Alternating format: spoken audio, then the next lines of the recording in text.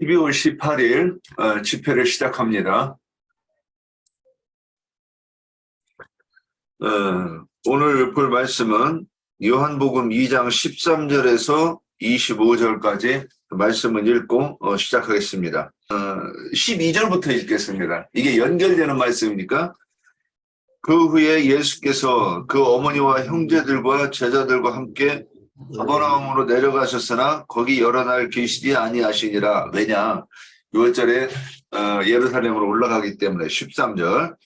유대인의 6월절이 가까운지라 예수께서 예루살렘으로 올라가셨더니 성전 안에서 소와 양과 비둘기 파는 사람들과 돈 바꾸는 사람들이 앉아있는 것을 보시고 노끈으로 째찍을 만져사 양이나 소를 다 성전에서 내쫓으시고 돈 바꾸는 사람들의 돈을 쏟으시며 엎으시고 비둘기 파는 사람들에게 이르되 이것을 여기서 가져가라.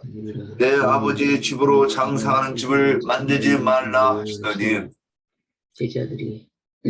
제자들이 성경 말씀에 주의 전을 사모하는 열심히 돈을 삼키리라 한 것을 기억하더라. 이에 유대인들이 대답하여 예수께 말하기를 네가 이런 일을 행하니 무슨 표적을 우리에게 보이겠느냐. 예수께서 대답하여 이르시되 이 성전을 헐라 내가 사흘 동안에 일으키리라. 유대인들이 이르되 이 성전은 46년 동안의 지었건을 내가 3일 동안에 일으키겠느냐 하더라. 그러나 예수는 성전된 자기 육체를 가리켜 말씀하신 것이라. 죽은 자 가운데서 살아나신 후에야 제자들이 이 말씀하신 것을 기억하고 성경과 예수께서 하신 말씀을 믿었더라. 6월절에 예수께서 예루살렘에 계시니 많은 사람이 그의 행하시는 표적을 보고 그의 이름을 믿었으나 예수는 그의 몸을 그들에게 의탁하지 아니하셨으니 이는 친히 모든 사람을 아시며 또 사람에 대하여 누구의 증언도 받으실 필요가 없었으니 이는 그가 친히 사람의 속에 있는 것을 아셨음이니라. 자, 질문지 보겠습니다. 지난번에 6번까지 했고 7번 7번과 8번은 어떻게 보면 이걸 어떻게 분류해서 대답을 하지? 이러실 수 있어요. 그걸 이제 그러니까 7번과 8번을 한꺼번에 연결해서 말씀하셔도 되고 7번을 조금 이 부분은 이렇다 하고 있는 부분은 있는 사람은 요거 분류해서 말씀해 주셔도 됩니다. 7번 성전 제사장들과 사람들 속에 무엇이 있었는가? 지금 이제 이게 질문이 제가 봐도 조금 앞뒤가 좀 이렇게 순서가 좀 앞뒤 바뀐 면도 있는 것 같아요. 그런데 이 질문은 성경에 있는 성경 구절 그대로 한 게 아니고 이렇게 사람들 속에 무엇이 있네 하고 이제 생각한 부분이 있었어요. 그러니까 떠오른 성경 구절이 누가복음 9장 58절이었는데 이 부분에 대해서 한번 편하게 말씀 나눠봅시다.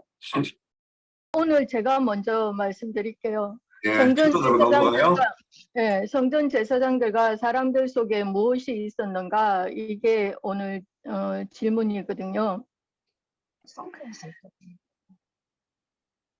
그러니까 사람들 속에 지금 레위 제사장들한테 지금 예수님이 하시는 말씀들이잖아요. 그러니까 성전 제사장들과 사람들 속에 무엇이 있었는가 이랬는데, 저도 질문하는 자의 의도를 잘 파악했는지는 모르겠지만 일단 이제 제가 말씀드려 볼게요. 윤영재님이 이미 올려주신 것처럼 제사장들의 속에는 주님이 거해야 함에도 그들 속에는 하나님을 이용하여 돈을 벌고자 하는 욕심이 가득하여 사람들을 하나님을 바로 섬기지 못하게 하고 오히려 자기들을 섬기게 하려 하여 눈으로는 보지 못하고 귀로는 듣지 못하게 하는 자들이다. 이렇게 윤영재님이 올려주셨죠. 그죠? 그랬는데요.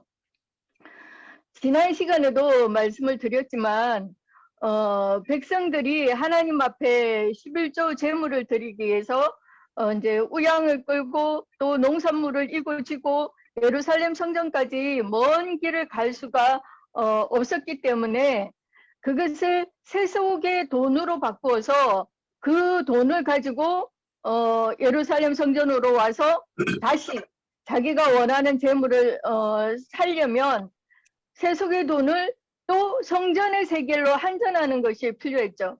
그래서 성전 안에는 돈 바꾸는 자들도 재물을 또 매매하는 장사꾼들도 생기게 되었다고 지난번에 우리가 지난주에 말씀을 나눴습니다.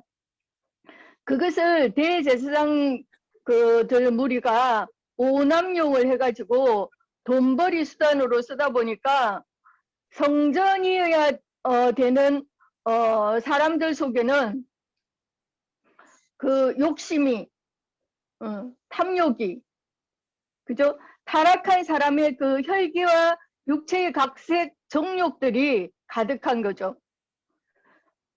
거룩한 성 새 예루살렘에 들어가려면 이런 세상 욕심, 탐욕, 혈기, 뭐 육체의 각종 이런 정욕들을 가지고는 들어갈 수 없잖아요. 그죠? 그래서 들어갈 수 없기 때문에 그래서 결례를 행하고 결례를 행하는 그 이야기를 하는 것이고 이런 성경의 의도를 크게 왜곡한 오늘날 기독교계에서는 그래서 11조를 속세의 돈으로 내야 된다고 그렇게 성경을 왜곡시켜서 기독교계가 이런 도적대와 강도대의 소굴로 변질되게 만들었다는 거예요. 그래서 잠언 30장 15절에 보면 그 머리에게는 두 딸이 있어가지고 저 다워한다 그러잖아요. 근데 족한 줄 알지 못한다 그러잖아요. 그러니까 이런 목회자들은 점점 더 욕심에 욕심을 더해서 헌금의 종목들도 종류를 굉장히 많이 만들어내고 그 머리가 다워하는 것처럼 교인들의 피를 빨아먹고 또 교인들도 날마다 기도가 뭡니까? 이것도 해주시고 저것도 주시고 뭐 그러면서 하나님을 빚쟁이로 만들고 있잖아요. 이런 그 세속화된 기독교계 신자들의 그 타락한 욕심이 사람들의 마음을 전부 더러운 귀신들이 거하는 그 귀신의 처소가 되게 하는 거죠. 그래서 하나님은 강대상의 높은 자리에서 옛날에는 그런 말을 했었어요. 10원도 안 되는 구원이라고 들어보셨죠? 그죠? 그만큼 구원이 쉽다는 말을 하고자 하는 거죠.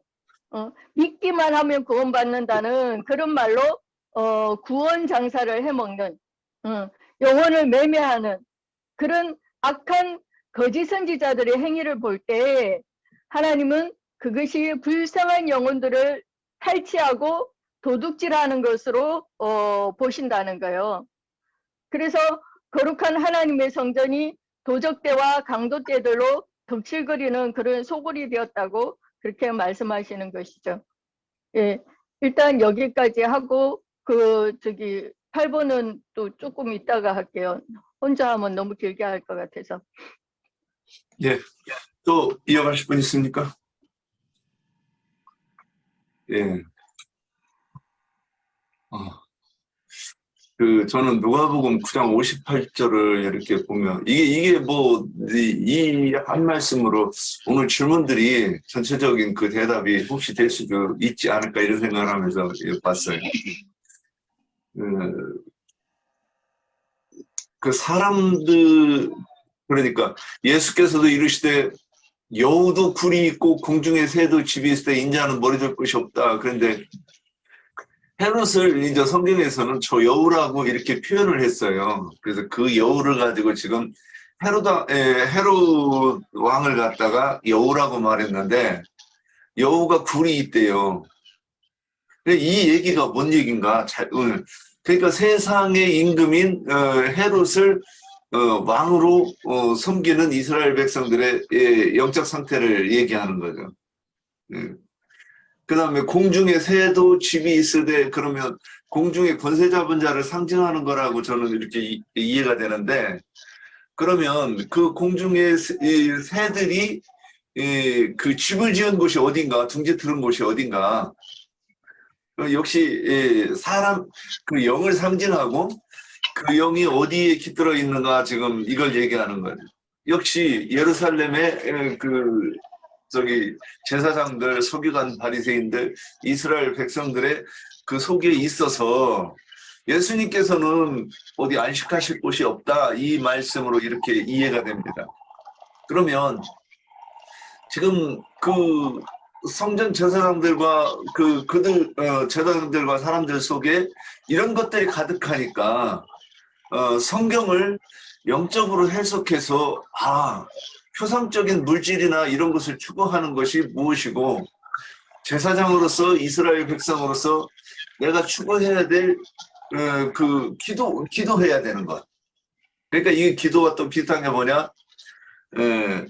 우리가 소원 그러죠, 소원. 그 소망. 그러면 소망이 무엇이면 그거를 하나님께 아뢰는데 그것이 그 유일하신 참 하나님 예수 그리스도를 아는 그 지식을 추구하는 것이 아니고 문자적 조문에 매달려 가지고 그 율법 행위를 하고 또 거기에서 더 나아가지 못하니까는 그 백성들을 그 착취하고 뜯어먹는 그런 그 욕망으로 가득한 그런 것으로 이렇게 이해가 됐습니다. 예, 7번은 여기까지 하고 다음 8번. 이게 질문이 제가 이제 이렇게 어저께 이제 다시 이렇게 보고 나서 갑 달고 이렇게 다시 보면서 그냥 질문을 2장 16절 한번 보세요. 요한복음 2장 16절.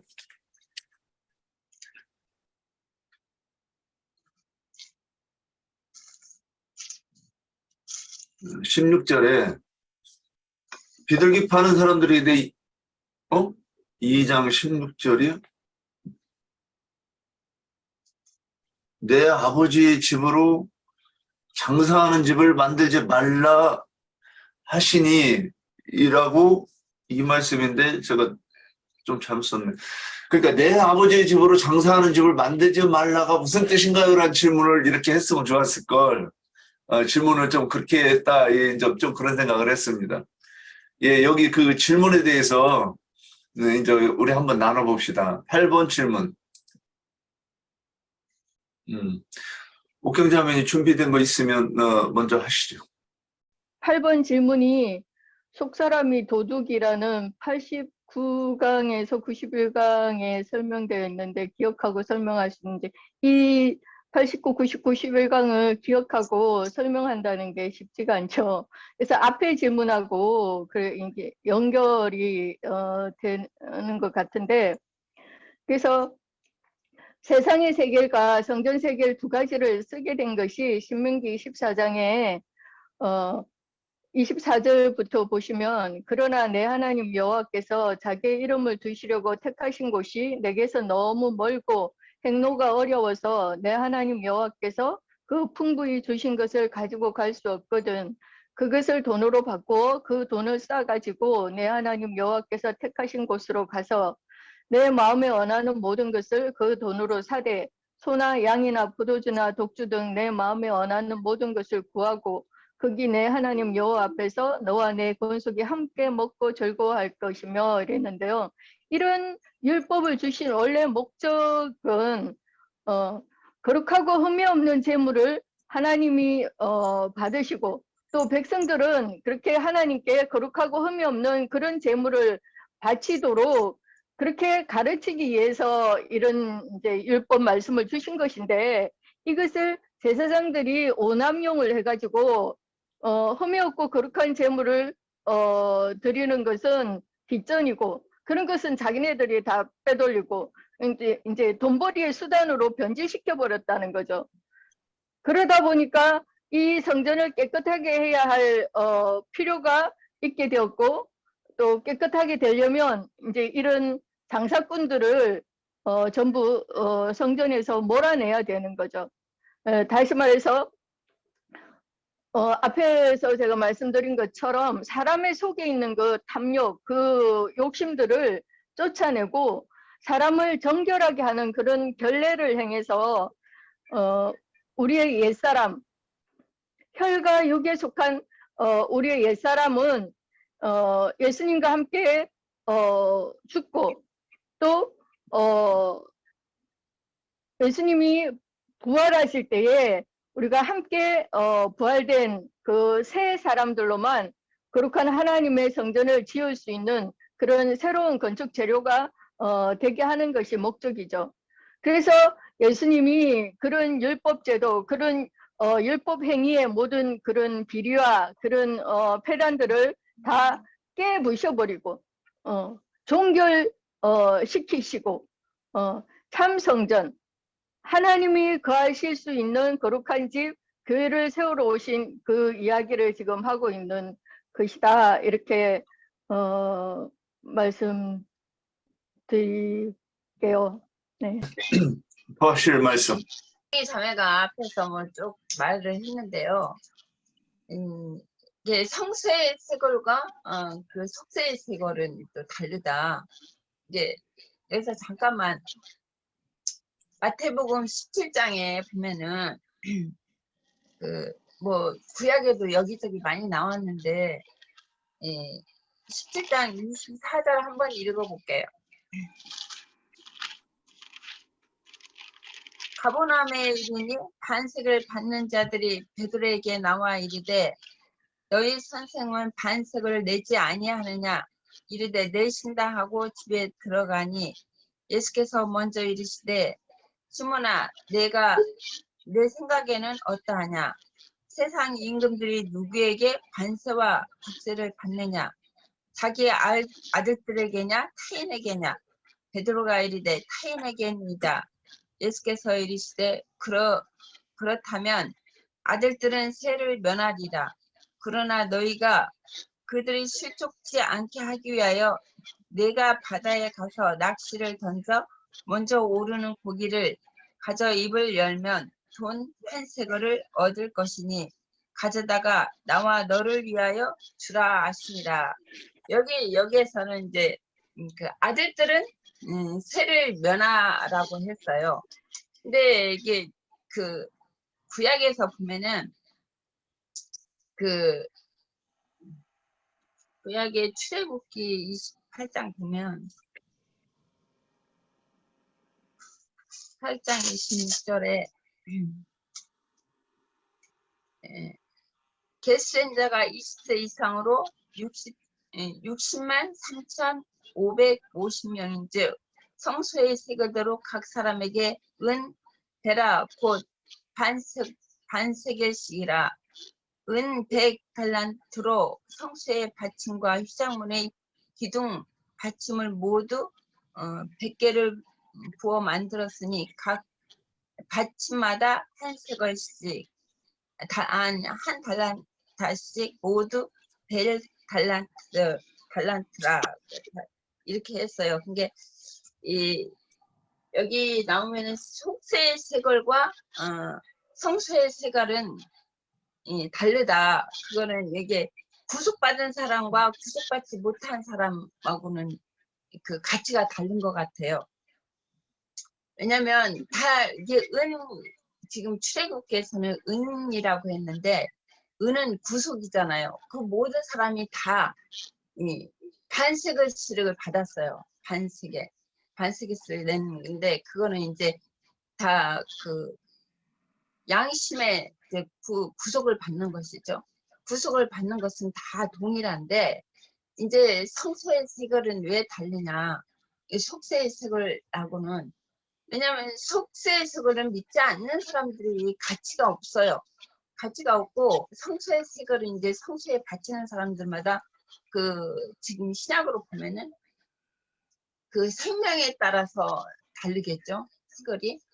또 왜냐하면 구속은 똑같이 받았지만 그게 이제 그 교회 안에서 생명이 자랄수록 그 세겔이 달라지는 것 같아요. 왜냐하면 장성한 분양에 이른 사람들은 많은 세겔을 더 낼 것이고 이렇게 생명이 어린 사람들은 예, 생명이 더 저기 세계를 더 작을 것이고 여기서 그 홍대님이 말한 여기 요한복음에서는 이제 그들이 그 11조가 저기 레위기에서도 11조가 나오는데 11조를 바치라고 했는데 거기에 이제 시골에서 농사 짓고 뭐 그러면은 예를 들어서 배추를 1000포기, 10,000포기 했다고 해요. 그러면 10분의 1을 그 성전에 갖다 낼 수가 없잖아요. 농사 짓는 것을. 그러니까 그걸 팔아서 돈으로 바꿔서 이제 성전에 가서 성전에서 이제 들기 파는 돈 바꾸는 자들이 그 뭐 앞으로 염소, 양 다 팔고 있는데 그들이 이제 속세의 저기 돈하고 성소의 돈하고는 엄청 차이가 나죠. 근데 그 제사장들이나 서기관 바리새인 율법사들은 왜냐하면 그걸 이용해서 그걸 통해서 돈벌이를 하는 거죠. 그런 게 그 소 한 마리 팔았다고 하면은 그 소 한 마리 팔은 돈값으로 성소에서는 비둘기밖에 살 수가 없어요. 왜냐하면 속세의 세골하고 그 돈하고 성소의 돈하고는 엄청 차이가 나기 때문에 그들을 남용해서 그 제사장들이나 그 성소에서 일하는 그 저기 바리새인 서기관 율법사들은 그걸 이용해서 돈벌이를 하는 것이죠. 그래갖고 그러니까 소 한 마리 팔면 성소에서는 비둘기밖에 살 수 없는 돈이죠.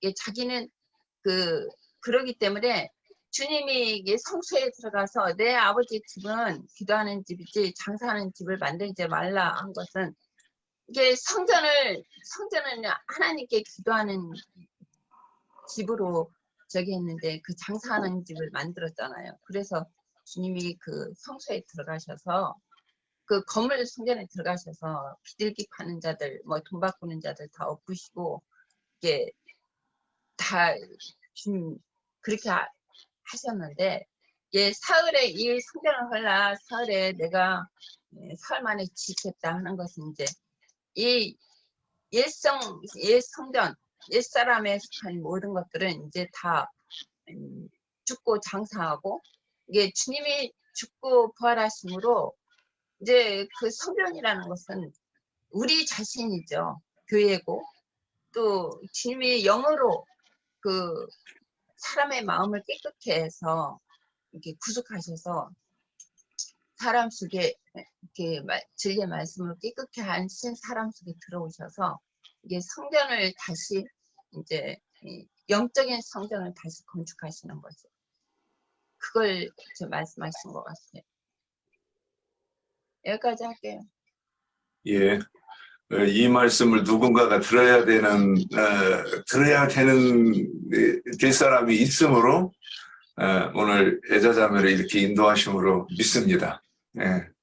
지난번에 이 말씀이 질문이 그 성전 세계를 아니 속세의 돈을 굳이 또 이 성소에 가서 또 바꾸면 번거롭지 않느냐? 당연히 번거롭죠. 거기에 뭐 들어가는 것도 있고 거간권 먹어야 되는 것도 한 달에 거치면 또 누군가 이익을 봐야 되니까. 그런데 왜 그런 짓을 하느냐? 이제 질문이 그거예요. 그러면 영적인 비밀이 있지 않겠느냐? 이제 이 얘기를 하는 거였는데. 그래서 거기 돈이 두 가지가 나오는데 하나는 마귀가 귀하게 여기고 마귀의 생명을 상징하는 속세의 돈이고 하나는 예수 그리스도를 상징하는 그 하나님 나라의 귀한 돈을 상징하는 그러니까 예수 그리스도를 상징하고 예수 그리스도의 생명을 받아서 거듭난 사람을 성전 세겔로 상징하는 것이다. 이제 이렇게 설명을 나인제님께 들은 걸로 제가 기억을 해요. 그래서 이런 부분들이 모두 다 계시이고 계시로 성령의 계시로만 깨달을 수 있는 것인데 여기서 이제 말씀이 인용하는 거는 가이사의 것은 가이사에게 바쳐라 그랬어요. 그러니까 세상의 속전에 그 가이사의 형상이 새겨져 있는 돈은 가이사의 것이고 그러면 이 반대되는 것은 성전의 세겔로 대비가 되겠죠.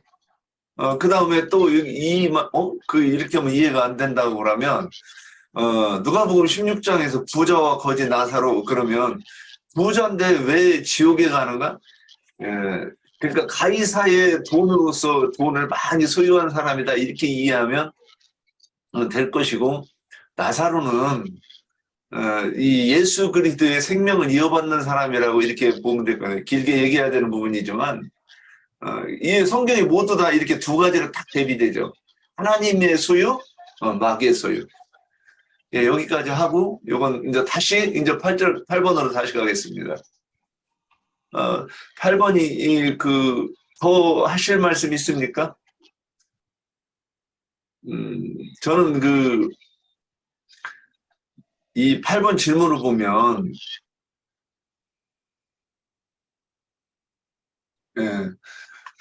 속사람의 도둑이라는 그 89, 91강에 설명되어 있는 것에 대해서 어떻게 설명할 수 있는가 그랬는데, 이게 이 다른 성경에서는 현대어 성경일 거예요. 아니, 한글 성경에는 강도의 구렬로 만들지 말라 이렇게 표현되어 있는 것이 있어요.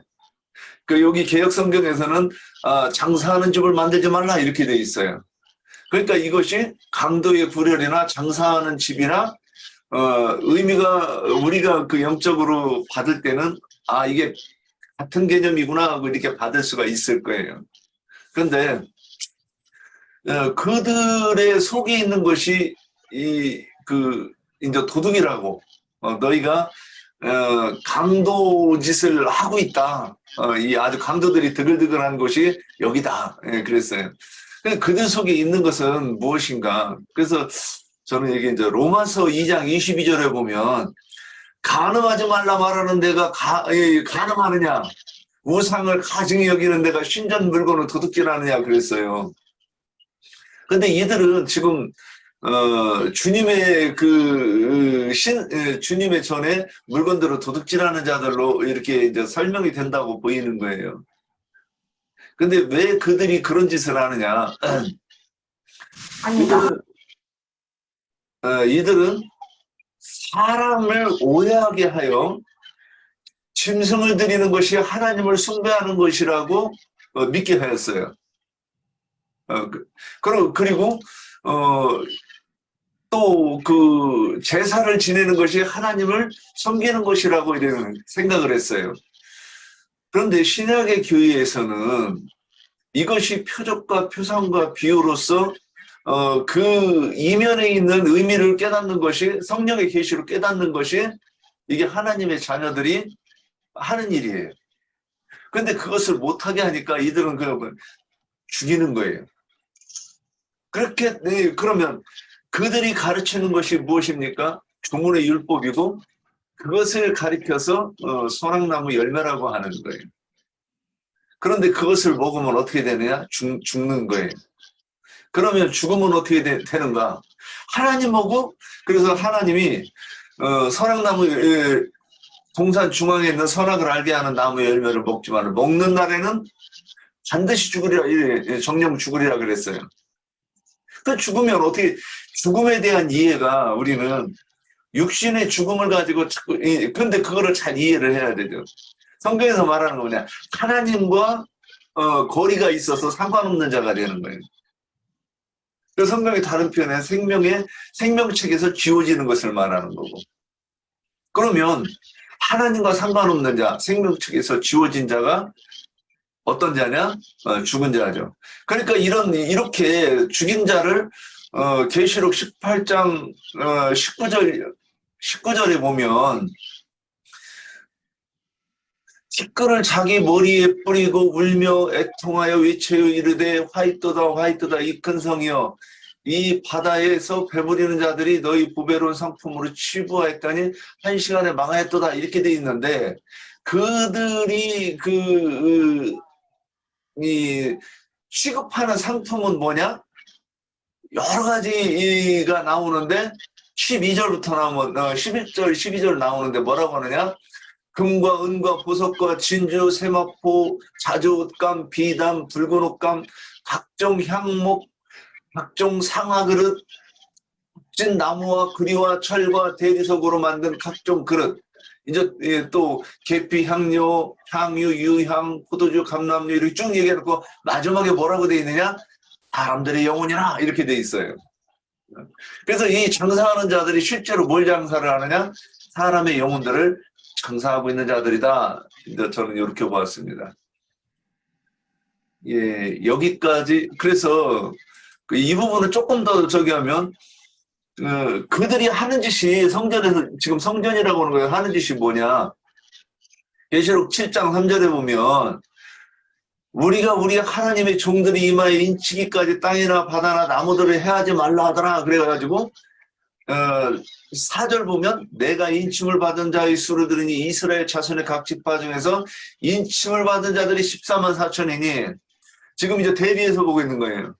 성전에서 이렇게 해야 되는데, 그러니까 하나님의 인을 쳐서 인침을 받은 자 14만 4천에 들어가는 자들을 이렇게 생산해야 되는데, 계시록 13장 16절에 보면 이제 진짜 그가 모든 자 곧 작은 자나 큰 자나 부자나 가난한 자나 자유인이나 종들에게 그 오른손에나 이마에 표를 받게 하는데, 이 표가 무슨 표냐?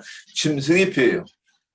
이렇게 대비해서 딱 보여주면서, 그러면 짐승의 표를 받게 하는 것이 뭐냐? 사람들을 오해하게 하고, 진리의 지식을 깨닫지 못하게 하는 자들이 누구냐? 이 장사하는 자들이었다는 거예요. 예, 여기까지 하겠습니다. 짧아야 이게 머리에 들어오고 길으면 머리 안 들어오는데. 자, 9번. 성전에서 장사꾼을 꾸짖을 때, 이건 이제 이렇게 제가 한번 생각해보고 만든 질문이에요. 우리가 기독교 생활을 할 때 보면, 기독교에는 성화들이 참 많죠. 성화라고 하는 거. 거기에 양을 이렇게, 그러니까 이 누가복음 16장에서, 아니 15장에서 인용한 길 잃은 어린 양이라고 이렇게 표현했는데, 그 어린 양 한 마리를 이렇게 하고 인자하게 참 표현할 수 없는 오묘한 그 미소를 짓고 있는 그런 성화를 이렇게 볼 거예요. 그러면서 우리는 예수님이 어떻게 생각하느냐? 그러니까 특히 성경 안 읽는 사람들은 그런 것만 보고 예수님의 사랑에 대해서만 얘기하는 거예요. 자, 그런데 우리가 기독교에 있을 때 그렇게 굳어진 이미지가 있었을 거예요. 그리고 지금 이제 그 요한복음 2장이나 그 요한복음 8장에서 너희는 너희 아비 마귀에게서 났나니 딱 이렇게 말씀을 해요. 뱀들아, 독사 이 새끼들아. 이런 말씀들을 읽으면서 예수님이 이게 이해가 되는가? 그래서 예전에 생각하는 것과 지금에 생각하는 것이, 이거 간단하게 그냥 말하고 넘어가야 되는 거예요. 그러면 이 부분에 대해서 혹시 이런 거는 우리 자매님들 말씀 한 번도 안 하시는 자매님들도 한번 이런 거 얘기해 보실 수 있지 않을까? 네, 그런 데서는 내가 기독교 생활을 오래 안 했어요. 은행수님을 오래 했지.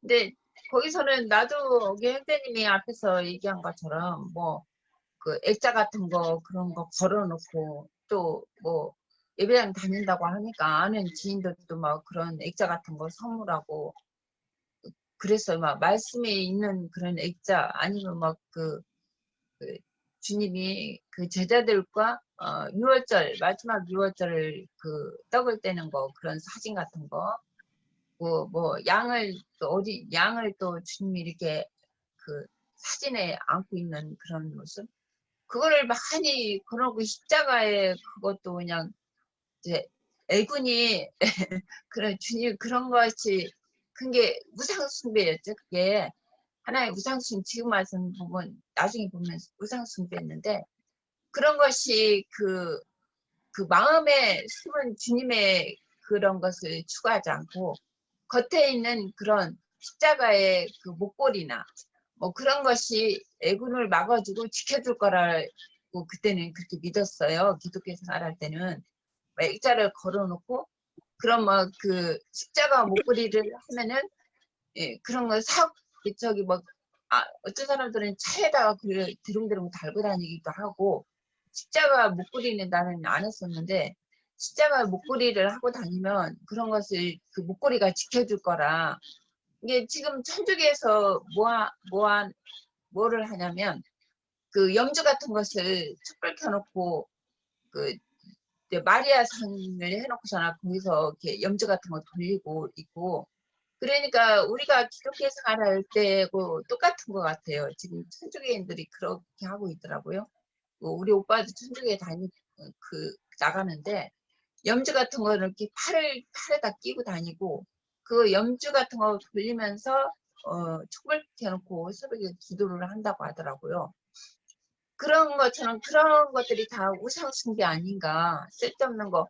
이게 내 안에 계신 주님을 알지 못하니까 겉에 그런 그 물질적인 것을 의지하고 그런 것이 지켜줄 거라고 거기에다 기도를 하는 거예요. 그걸 믿는 것이죠. 그러니까 하나님 보시기에는 이게 하나님의 자녀라, 자기들을 말로는 하나님의 자녀다, 우리는 하나님의 아들들이다, 하나님의 자녀다, 입으로는 그렇게 하지만 이 마음에서는 다른 것을 섬기고 있잖아요. 진짜 진심으로 하나님을 섬기는 게 아니라, 이게 주님의 말씀도 그래서 너희는 입으로는 나를 시인하나 마음에서는 멀도다. 그 말씀이 나중에 절실히 느껴지는 것은 그렇다. 입으로는 하나님을 섬긴다, 하나님의 자녀다, 하나님이 우리 아버지다, 그런 말들을 입으로는 많이 하지만 진짜 마음에서는 다른 신을 섬기고 있었다. 그때도 이스라엘 백성들이 그랬던 것 같아요. 그 하나님의 자녀, 하나님의 백성이라고 하지만 하나님의 백성이 아니고 다 우상 숭배를 했기 때문에, 그게 가나안 땅에 뭐 그런 그 가나안 땅에 들어가서도 여전히 가나안들이 섬기는 요즘에 레위기 말씀에 나인된 말씀처럼 몰록을 섬기고 그런 우상 숭배들을 했잖아요. 그들이 섬기는 신들을 섬겼잖아요. 그래서 바벨론이나 뭐 애굽이나 바벨론을 다 쫓겨갔고, 그런 것처럼 지금도 여전히 기독교에서는 그렇다는 거죠. 예. 여기까지 하고. 네. 또 누구 한 명만 더 어떻게 좀 바뀐 이미지. 최근에 여기 윤성회담에 오늘 참여했는데 여기에 대해서 한번 차이가 있다고 한번 얘기해 줄 수 있을까요? 맞게 답변을 하는지는 좀 잘 모르겠어요. 만약에 초보자니까. 근데 제가 하는 거는 사상이라는 거예요. 사상이라는 거를 저는 공산당 사상, 민주 사상 이렇게만 생각을 했었는데, 제가 이제 공부를 통해서 내가 갖고 있는 사상이 결국은 그게 나의 우상이지 않았나라는 생각을 하게 됐어요. 그전에는 내가 알고 듣고 이해하는 부분도 있었고 이해하지 못하는 부분도 있었는데, 그런 것들이 내가 바로 맞는 것을 줬고 아니면 따르려고 하고 되게 애를 썼다라고 생각, 그 자체가 내가 잘못된 것을 쫓고 있었다라는 거를 제가 이제는 말씀 공부를 통해서 깨달았거든요. 그래서 우상이라는 거는 내가 무엇인가를 섬기는 건, 섬기는 거가 내가 이제 참인지 그런지도 모르고 무조건 누군가가 앞서서 나를 이끌어가는 삶을 따라가는 거. 그거가 내가 모르게 그것이 나의 우상이 됐다. 이제 전 말씀을 통해서 그렇게 깨닫고, 진짜 이 사상이라는 것이 우리가 하나님의 사상, 제가 이렇게 얘기해도 되나요? 하나님의 사상, 아니면은 참 빛의 사상, 그리고 참 하나님, 참 생명의 사상, 이거를 갖고 있어야 하는데, 그거 아닌 다른 세상을 갖는 그것이 나의 우상이었다라고 저는 깨달았습니다. 제발 이상입니다. 질문지를 지금 안 보고 있는 것 같아가지고 그래서 그래서 제가 대답에 질문지를 그 핵심을 이제 그래도 어느 정도 잡고서는 얘기하는 것 같아요. 그래서 그렇고 형제님 내가 한마디만 할게요. 예, 그 신약에서는 탐심이 우상숭배라고 했잖아요. 이게 주님이 아닌 다른 것들을 마음에 갖고 있는 것이 우상숭배죠. 예, 주님이 아닌 다른 것들을. 예. 그 상해자매가 하는 얘기가 이제 좀 그런 얘기였던 것 같고 그래서 네. 예전에 그 배웠던 것이 예수 그리스도에 대한 인식이 그때는 어깨너머로 다 이 기독교는 어깨너머로 배우는데 그렇게 따라갔다 그랬는데 그게 어떤 그 우상을 섬기는 것이었다. 그리고 여기 와서 보니까 이게 참 신에 대한 그 인식이 여기서는 바뀌게 되었다. 이제 이렇게 이해가 됐습니다. 저는 이 말씀 이렇게 보면서 제가 예전에 한번 이제 경험한 거를 보면 제가 초신자 때예요. 예배당 나가고 얼마 안 돼가지고 이제 토요일날 저녁에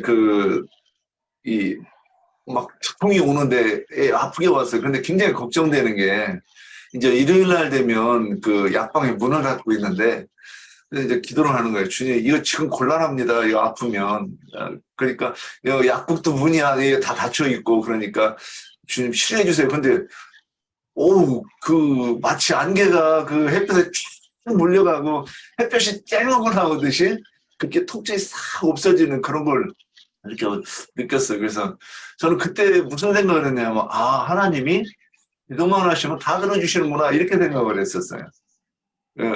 그 예수 그리스도에 대한 그 인식이 그리고 좀 이렇게 아닌 것도 있었지만 우리가 기독교에서 인식하는 하나님, 복 주시는 하나님, 기도만 하면 병도 고쳐주시는 하나님, 또 출세하게 해주시는 하나님, 뭐 박주영이 골 넣고 쫙 세리머니 하면 기뻐하시는 하나님, 헌금과 11조 많이 내면 기뻐하시는 하나님, 목사님 대접 잘하면 기도하는 기뻐하시는 하나님.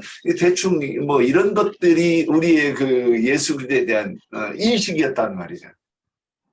그러니까 그게 점점 더 말이 막 이렇게 바람는 말이 철제를 가고 또 여기서 요만하게 얘기하면 나중에는 막 그 한가만히 이렇게 막 불어가지고 이렇게 얘기하듯이 예수 그리스도에 대한 오해한 그런 그 인식 또한 그렇지 않았는가 싶었어요. 근데 저는 이제 예전에 좀 이해가 안 됐던 것이 가나안 땅에 들어가면 어린아이까지 싹 진멸하라 그랬을 때 하나님이 좀 이렇게 혼동이 왔어요. 이상하다. 어떻게 이런 하나님을 사랑의 하나님이라고 하지?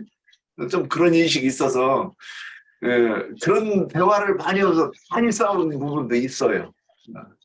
하여튼 이렇게 했었고 그래서 이제 긍지론 묻는 집안 들으면서 정말로 제가 땅 끝에 있는 사람이었다는 걸 이제 깨닫는 거예요. 너무 하나님하고 멀리 있어요. 그래서 나를 보고 땅 끝에서 부르셨다고 하는구나. 하여튼 이렇게 이해할 부분이 있습니다. 또 여기 좀 더 붙으실 분 있습니까? 이런 거 예. 네, 저 같은 경우에도 너무나 많지만 한 가지만 말씀드린다면 예전에 기독교계에 있을 때는 정말 전도를 열심히 했어요.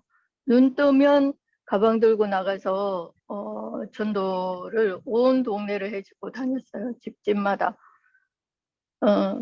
그것이 하나님이 기뻐하는 일이라고 생각을 했죠. 근데 지금 이제 뭐 새롭게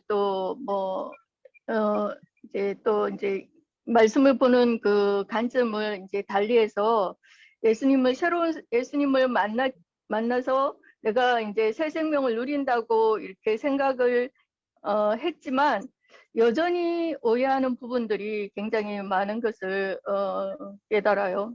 그래서 이번에도 요한복음 2장을 공부를 하면서 11조에 대해서도 마찬가지죠.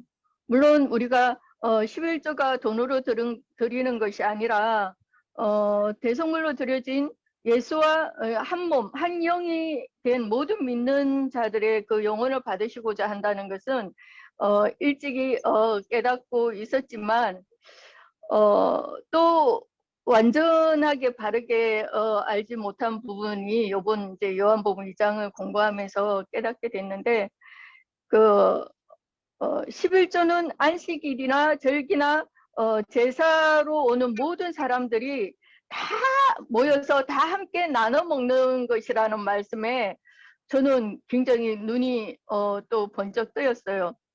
그 부한자나 가난한 자를 따지지 않고, 그죠? 객과 고아 가부들, 또 가난한 사람들, 빈천한 사람들이 다 하나님 앞에서 먹을 음식을 푸짐하게 장만을 해서 다 같이 먹고 마시고 배부르고 기쁘게 그렇게 나눠 먹는 것이 11조라는 그런 말씀을 이제 제가 공부를 하면서 또 다른 깨달음과 큰 기쁨이 있었어요. 그러니까 똑같은 음식을 똑같이 나눠 먹으면서 그래서 높고 낮음이 없이 다 평준하게 된다는 것이죠. 그래서 우리들은 예수님을 생명의 떡으로 생명의 양식으로 먹고 그죠? 그래서 결례가 행해져서 청결하게 되는 우리들의 영혼을 또 예수님이 먹는 이야기를 하잖아요. 그래서 또 요나의 표적도 마찬가지였어요.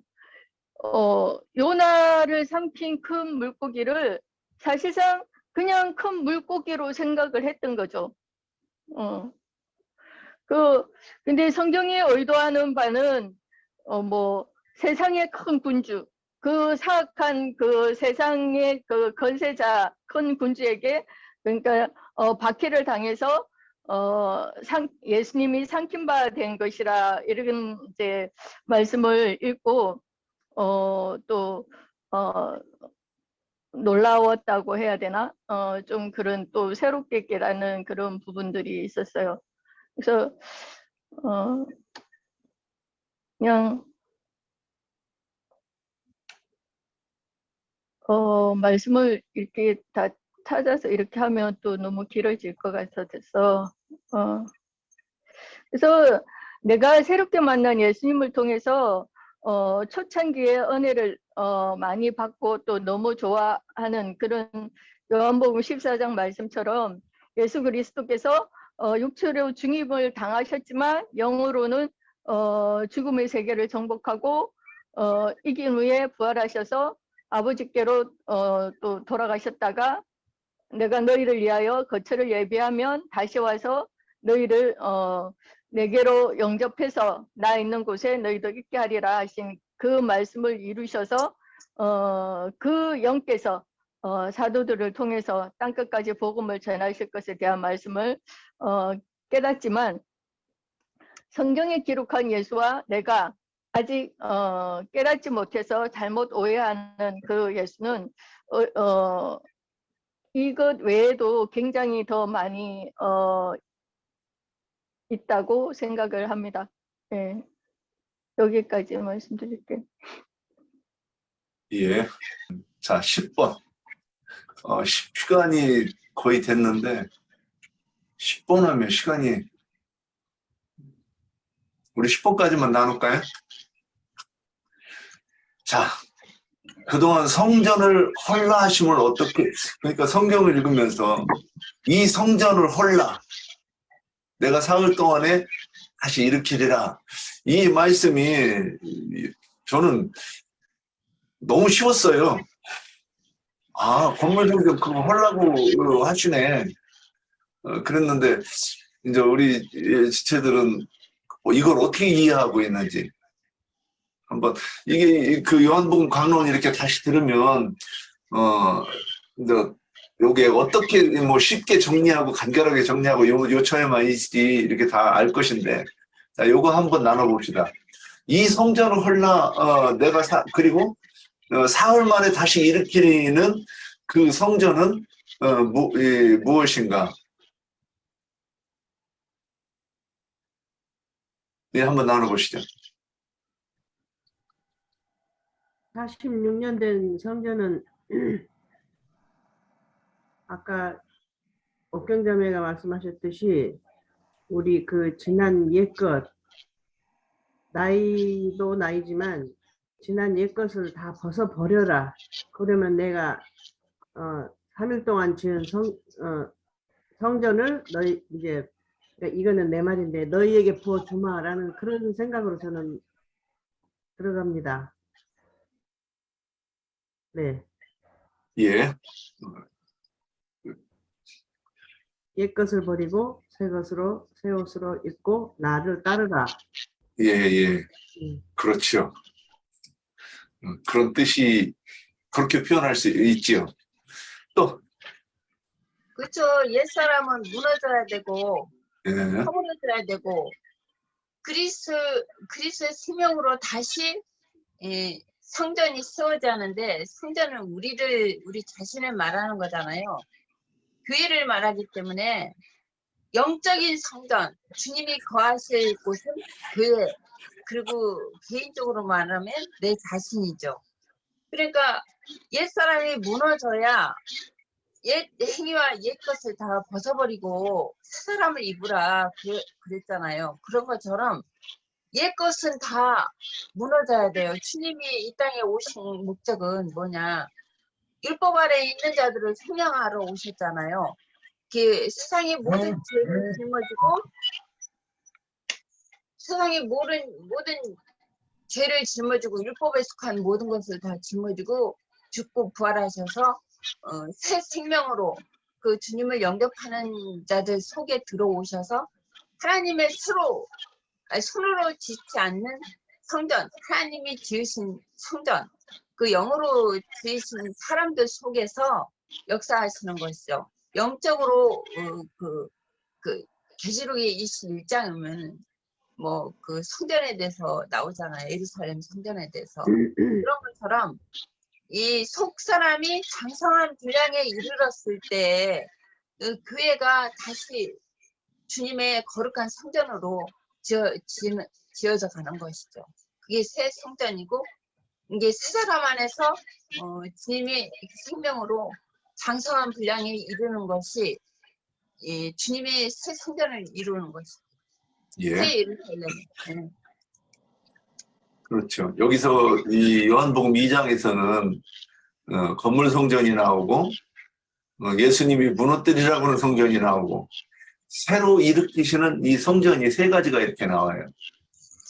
그러면 이 부분을 이렇게 순서대로, 그래서 1번 건물 성전에 대해서 제가 이렇게 이번 들어보니까 89, 90, 91강 여기에서 그 92, 뭐, 이렇게 그 몇 강을 나열님께서 그걸 쭉 이렇게 막, 이렇게 말씀하시는 걸 보면서, 이번에 이제, 예전에 물론 알고, 이제, 긍교는 분들이 계속 주워드는 게 있지만, 이렇게 이제 쭉 깨가면서 이렇게 본 부분이 있어요. 그러면, 일단 건물 성전이 뭔가 설명을 하고, 또 예수님이 무너뜨리라는 성전이 뭔가, 그래서 너희가 이 성전을 헐라, 내가 사흘 만에 일으키리라. 그러니까 유대인들이 뭐라고 얘기해요? 아니 이것이 46년 동안 지었는데 네가 어떻게 3일 만에 일으킨다고 이렇게 얘기를 해요. 이게 이제 동문서답이에요. 예수님께서 말씀하신 그 무너뜨리라고 하는 것은 그게 아닌데 다른 것을 얘기하는 건데 유대인들이 그렇게 얘기하는 거예요. 그래서 이제 이게 동문서답하고 있어요. 그래서 주님이 무너뜨리라고 하는 성전은 뭐예요? 그 다음에 그 주님이 다시 세우겠다고 하는 성전은 에사자매님이 이제 말씀하셨고. 자, 그래서 예.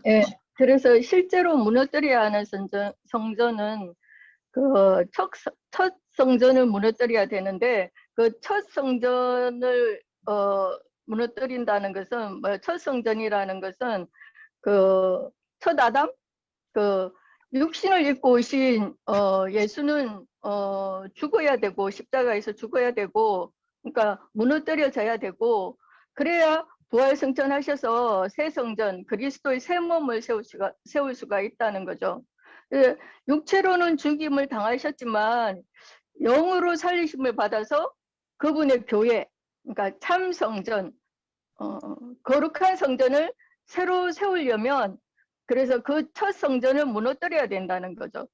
그래서 예수님은 이 성전을 헐라 이렇게 말씀하실 때 그때 당신 자신을 생각하시고 성전인 곧 당신의 자신의 몸을 죽여서 육체의 성전을 허물면 사흘 동안에 영의 몸으로 다시 살아나서 더 크고 온전한 참장막, 그죠? 그래서 교회를 일으켜 세우실 것에 대해서 예언을 하셨는데, 유대인들은 사람의 손으로 지은 그 헤롯 성전, 그 건물을 성전이라고, 하나님의 집이라고 그렇게 그들은 철저하게 생각을 갖고 있었기 때문에 주님의 말씀을 그래서 그들은 도통 이해할 수가 없었죠. 그래서 앞에서 말씀을 나눈 것 같이 부정하고 더러운 성전을 반드시 무너뜨려야 된다는 겁니다. 그래서 큰 성 바벨론은 반드시 무너뜨려져야 되는 거잖아요. 그러나 유대인들은 거룩한 사람이 이 사람이 성전이라고 그렇게 꿈에도 생각을 못했기 때문에 그들은 그런 믿음이 없었기 때문에 만약에 자기네들의 그 건물 성전이 무너뜨려지게 된다면 그들은 여호와 하나님이 이스라엘을 버리고 여호와 영광이 이스라엘에서 떠났다는 그런 개념을 가지고 있었기 때문에 그들은 굉장히 민감하게 반응을 할 수밖에 없었다는 거예요. 그래서 성전이라는 것이 있어야지, 이 예배당 건물이 있어야지 제사장 제도도 유지가 되고, 그죠? 목사 제도도 그 교권도 유지가 되고, 그래서 계속해서 먹고 살 길이 유지가 되고, 자기 배를 불릴 수 있는 것인데, 만약에 그들이 말하는 그 건물 성전이라는 거 그 자체가 없어져 버리게 된다면 제사장들이 그 힘할 수 있는 그런 장소가 없어지는 거잖아요. 목사님들이 어떤 뭐 그거 할 수 있는 장소가 없어지게 되잖아요. 그래서 그런다면 그 제사장들의 종교적인 그 교권과 그런 조상 대대로 내려오는 그 전통 그런 것들이 무너지게 되고, 그래서 기득권자들이 설 자리를 잃게 되는 그런 문제죠. 그런 것이 옛날이나 지금이나 똑같은 것 같아요. 그래서 민감하게 반응을 안 할 수가 없는 그런 문제인 거죠. 이 문제는 뭐 밥숟가락을 빼앗기는 문제이기 때문에 그들이 도저히 받아들이기가 어려운 그런 문제이지 않는가. 그래서 예수님과 그 유대 제사장들은 동문서답 하고 있는 것이 아닐까 서로 예, 그렇게 생각합니다.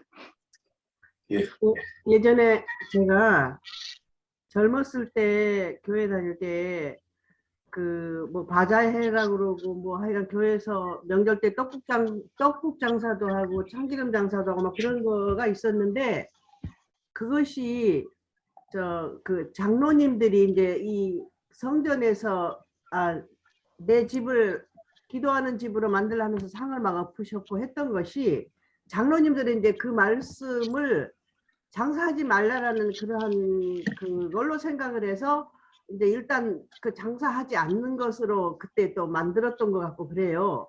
그래서 이제 많이 이제 바뀌기도 했는데 지금도 여전히 그 교회에서 뭐 장사를 하고 그래요. 그런데 너무 장로님들이라는 분들도 그거를 이해를 못하고, 이 말씀에 대한 이해를 못하고, 그래서 참 안타깝기도 하고, 참 저희들은 이 말씀의 깊이를 참 성령님 인도하셨지만 나영대님을 통해서 우리에게 귀한 그 진리의 말씀을 가르쳐 주셔서 얼마나 우리는 축복된 삶을 살고 있는지 참으로 너무 생각할수록 감사하고 축복을 받은 것은 확실합니다.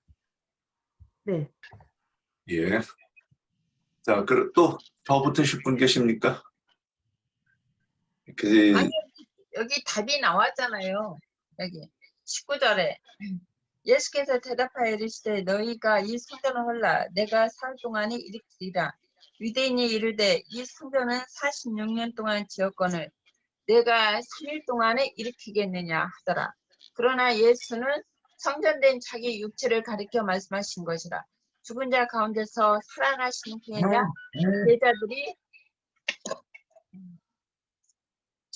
제자들이 이 말씀하신 것을 기억하고 성경과 예수께서 하신 말씀을 믿더라. 예. 이게 답이잖아요. 그렇죠. 근데 이제 이 부분을 읽고서도 저희도 맨날 읽었지만 그럼에도 불구하고 건물 성전이라고 봤던 얼마 전까지 그렇게 봤으니까 이제 이렇게 말씀을 나누면서 또 이렇게 이제 이렇게 한 번 더 뒤새김질 해가면서 모든 분들이 그 온전한 이해까지 이르기 위해서 이제 말씀을 나누는 거니까 그러면 제가 이제 이렇게 본 부분을 저는 이렇게 이제 세 가지로 보려고 해요. 건물 성전, 예수님이 무너뜨려야 되는 예수님의 육신, 그 다음에 그것이 우리에게 성취될 때에는 어떻게 해요? 그러니까 이 부분은 이제 그 맨 처음에 한주아 자매님하고 애자 자매님 말씀해 주셨고 마지막 그 세 번째. 근데 이 첫 번째, 두 번째도 이제 우리가 조금 나눠봐야 될 것 같아요. 근데 이 건물 성전, 이 건물이 성전이 아닌 거를 처음에 저기 하는 것이 저는 열왕기상 8장 27절이라고 봐요. 한번 찾아보세요. 열왕기상 8장 27절. 그리고 거기다가 표시를 딱 해놓으셔서 아, 이게 건물이 성전이 아니어서 될 수가 없다고라는 거를 이렇게 이제 딱 기억해 놓고 있다가 나중에 이렇게 찾아보면 어떨까 싶어요. 열왕기상 8장 27절 읽어보겠습니다. 하나님이 참으로 땅에 거하시리이까 하늘과 하늘들의 하늘이라도 주를 용납하지 못하겠거든 하늘며 내가 건축한 이 성전이오리까. 쭉 밑으로 쭉 내려가는 그 말씀들을 이렇게 쭉 읽어보면 솔로몬이 봉헌하는 이 성전이 하나님이 거하시는 성전이 아니라고 딱 이미 이 정리를 해놓고 있어요. 이 하늘의 하늘이라도 주를 용납하지 못하겠거늘 하늘며 이 성전의 이 앞에 참으로 땅에 거하시니까 이렇게 되어 있어요. 하나님은 땅에 사람이 지은 성전에 계시지 않는다 이렇게 말씀하십니다. 이렇게 딱 정리를 해놓고 넘어갔어요. 그 다음에 요거를 인용해가지고 사도행전 7장 48절 49절에서는 뭐라고 했느냐? 그러나 지극히 높으신 이는 손으로 지은 곳에 계시지 아니하시나니 선지자가 말한 바 주께서 이르시되 하늘은 나의 보좌여 땅은 나의 발등상이니 너희가 나를 위하여 무슨 집을 짓겠으며 나의 안식할 처소가 어디냐? 이래요. 자, 이제 이 정도만 보면 아, 건물 성전이 하나님이 거하시는 성전이 아니네 이걸 알 거예요. 그래서 이것은 그냥 표상으로 하나님이 진짜 말하시는 성전이 어디인가를 이제 설명하려고 이렇게 이제 물질 성전을 우리에게 주신 거예요. 그러면 실제 성전은 어디냐? 디모데전서 3장 16절 한번 보실까요? 고린도전서 3장 16절. 너희가 하나님의 성전인 것과 하나님의 성령이 너희 안에 거하시는 것을 알지 못하느냐 그랬어요. 그러니까 하나님의 성전은 실제 성전은 어디냐? 우리의 심령이에요. 네, 그럼 이제 이게 그 첫 번째 건물 성전과 실제 성전이 어딘가 그랬어요. 그래서 예수님께서 무너뜨리는 그 실제로 성전은 예수님의 몸이고 그 몸을 무너뜨리면 이게 건물 성전하고 이렇게 예표로 되어 있는 건데 무너뜨리면 예수님이 죽으시고 부활하셔서 이제 그 육신의 저는 이렇게 이제 육신이 예수님의 감옥이네. 예수님의 몸이 예수님의 감옥이네.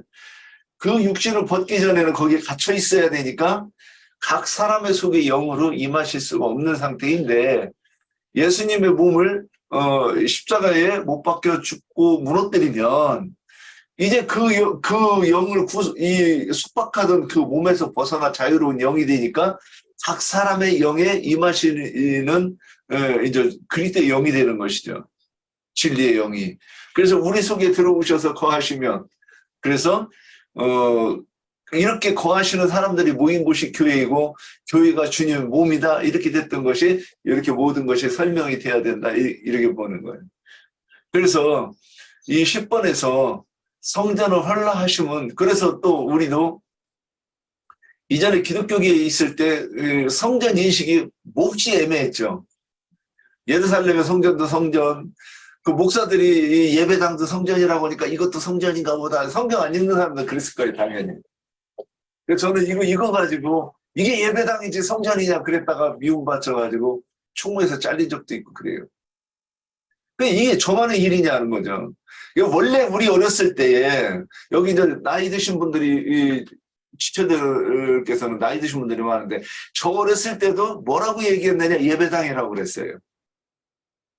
뭐 그러더니 이게 어느새 교회라고 그러더니 이제는 성전이라고 그러는 거예요.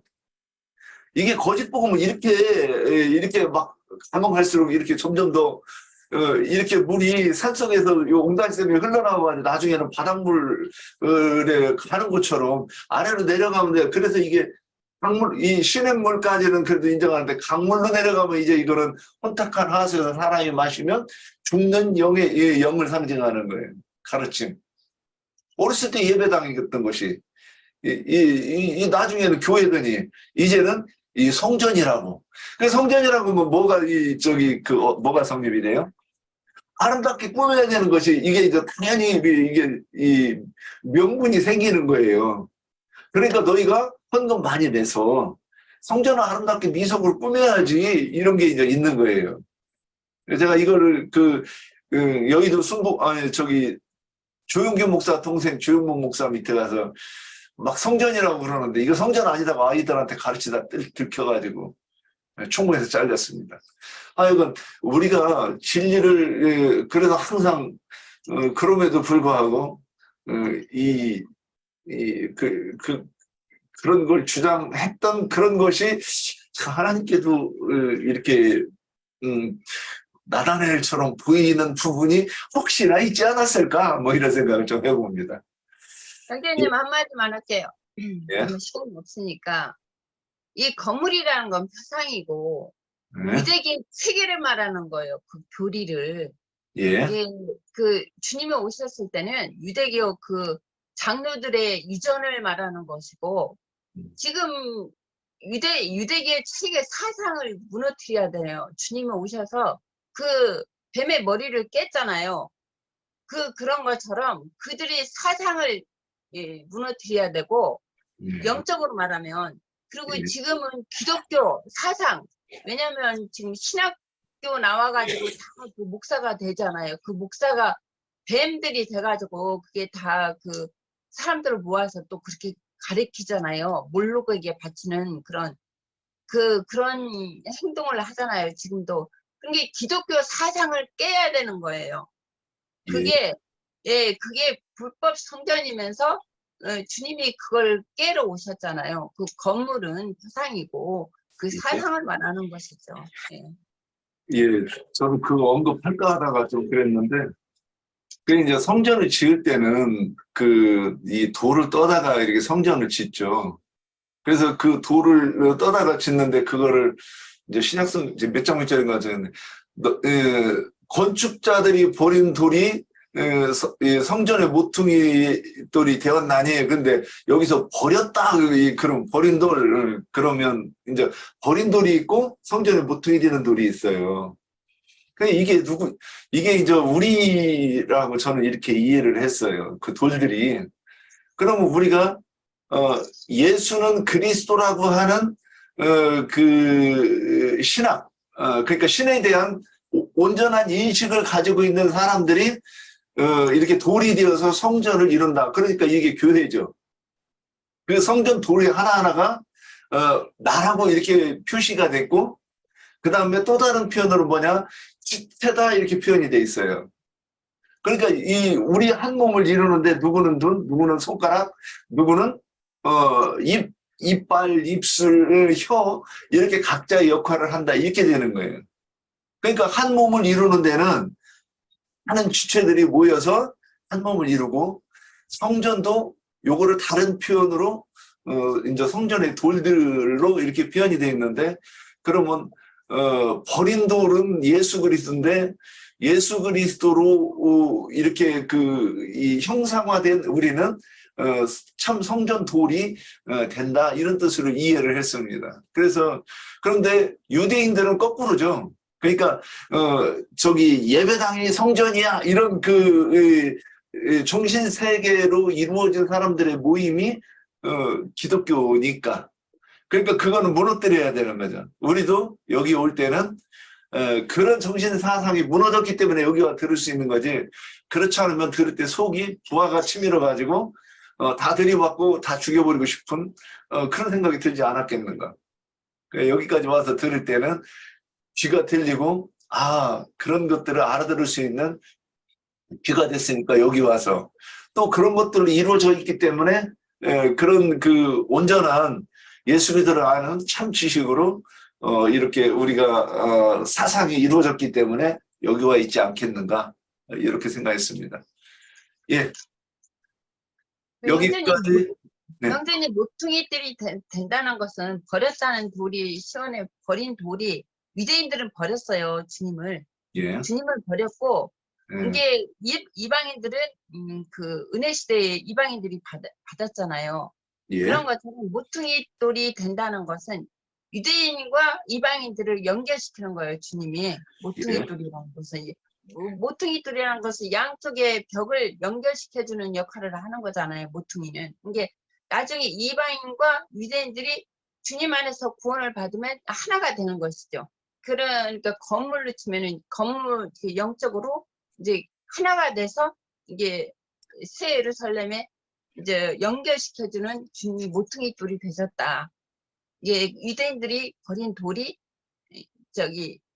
주님이 모퉁이 돌이 되신 거는 이제 주님의 십자가에 죽으심으로 이제 부활하셔서 영이 되셔서 이방인과 유대인의 하나가 이제 지어지는 모퉁이 돌이 되신 것이죠. 내가 그렇게 보고 있어요. 제가 그 부분이 조금 정리가 좀 덜 된 부분이 있네요. 예. 또 더 이어가실 분 있습니까? 예. 오늘 말씀은 여기까지 하고 이제 장로 형제님께서 우리가 꼭 더 보충하셔야 될 부분이 있으실 것 같은데 말씀 들으시면서 오늘 집회를 마치겠습니다.